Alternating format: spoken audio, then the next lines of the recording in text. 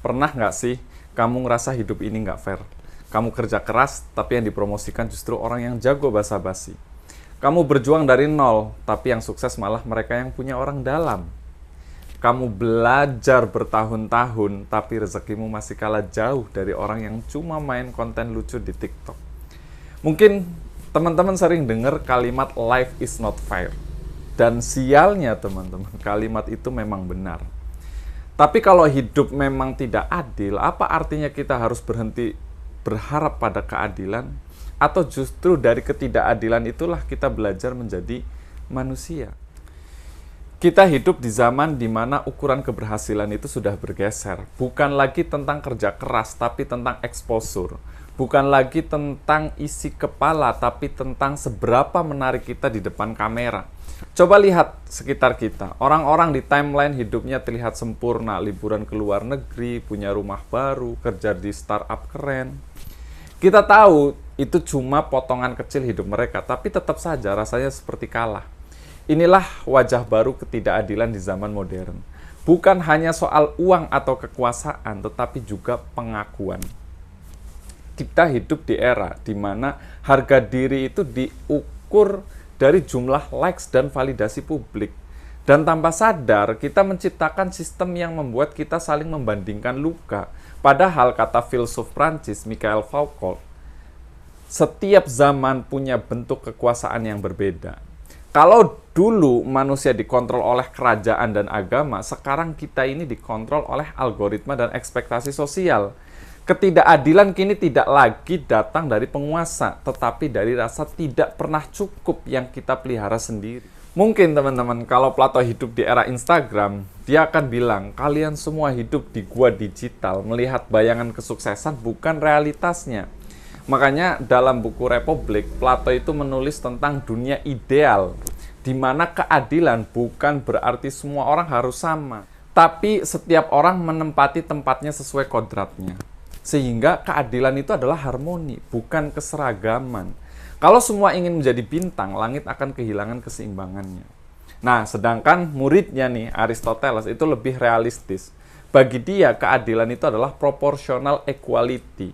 Memberi kepada setiap orang apa yang pantas baginya. Yang bekerja keras pantas mendapatkan lebih, tapi bukan berarti semua mulai dari titik yang sama. Sehingga apa? Keadilan sejati itu selalu mempertimbangkan konteks, bukan angka. Nah, masalahnya dunia modern ini kehilangan dua-duanya, teman-teman. Harmoni Plato hancur oleh ambisi personal, dan proporsionalitas Aristoteles juga hilang di tengah budaya pamer hasil, bukan proses. Sehingga kita hidup di era di mana simbol keadilan hanya jadi slogan korporat. Sementara struktur sosial tetap timpang seperti tubuh yang kehilangan keseimbangan karena semua bagian ingin menjadi kepala.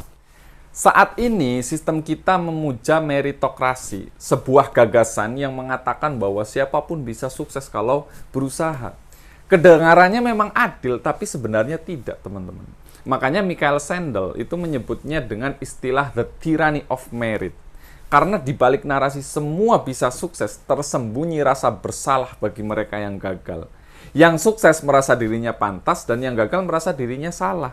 Padahal tidak semua orang mulai dari garis start yang sama. Ada yang lahir dengan koneksi, ada yang bahkan harus bertahan untuk hidup.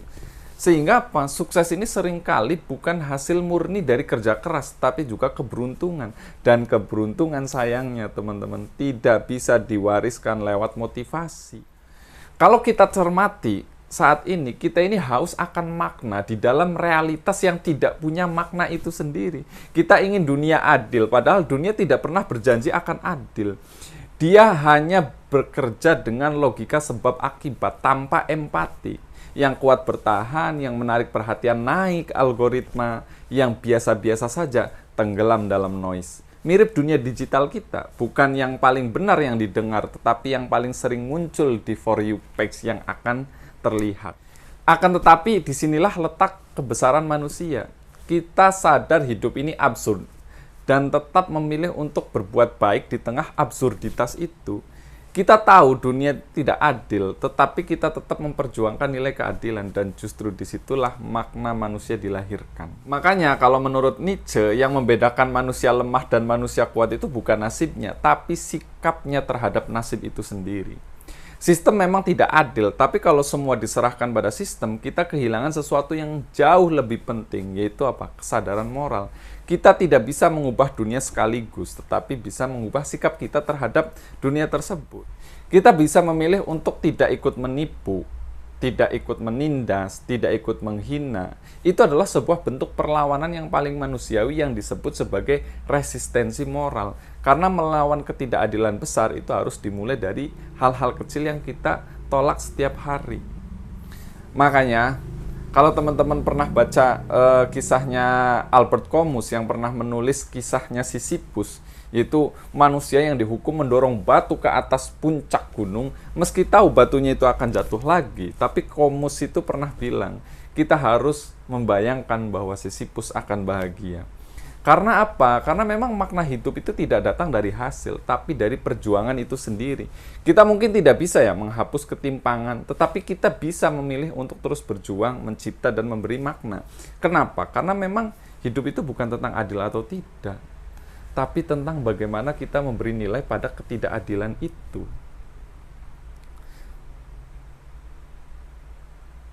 Makanya kalau dalam filsafat moral, keadilan itu bukan sekedar hukum, bukan sekedar sistem ekonomi, tetapi kesadaran bahwa orang lain juga ingin bahagia seperti kita. Dia lahir dari empati, dari kejujuran dalam hal-hal kecil. Misalkan membayar dengan benar, menghargai waktu orang lain, berbagi tanpa pamrih. Makanya Plato itu menyebutkan keadilan itu sebagai harmoni. Kalau Aristoteles menyebutnya itu sebagai proporsi. Kalau Albert Camus menyebutnya sebagai absurditas yang harus dijalani. Dan kita, manusia modern, mungkin akan menyebutnya sebagai pilihan untuk tetap jadi manusia. Dunia ini tidak adil, iya. Tetapi ketidakadilan itu bukan alasan untuk berhenti berbuat baik. Kita tidak bisa memastikan sistemnya benar, tetapi kita bisa memastikan diri kita tidak ikut salah. Kita tidak bisa membuat dunia ini menjadi surga, tetapi setidaknya kita bisa mencegah jadi neraka. Karena pada akhirnya apa? Adil bukan soal kesetaraan hasil, tetapi soal kemauan untuk memperlakukan orang lain dengan hormat. Bahkan ketika dunia memperlakukan kita dengan sebaliknya. Mungkin benar dunia ini tidak adil, tapi mungkin di sanalah tugas kita dimulai untuk menjadikan dunia sedikit lebih baik, meskipun sedikit saja. Meski lewat satu tindakan yang benar di tengah dunia yang salah.